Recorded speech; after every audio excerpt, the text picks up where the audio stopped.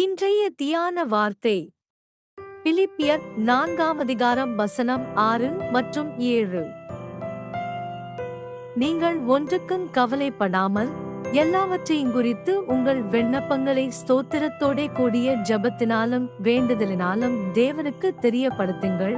அப்பொழுது எல்லா புத்திக்கும் மேலான தேவ சமாதானம் உங்கள் இருதயங்களையும் உங்கள் சிந்தனைகளையும் கிறிஸ்து இயேசுவுக்குள்ளாக காத்துக்கொள்ளும்.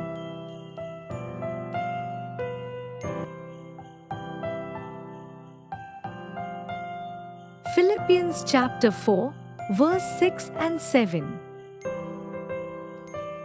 Do not be anxious about anything, but in everything by prayer and supplication with thanksgiving let your requests be made known to God, and the peace of God, which surpasses all understanding, will guard your hearts and your minds in Christ Jesus. இயேசு கிறிஸ்து உங்களோடு இன்றும் என்றும் இருப்பாராக. ஆமென்.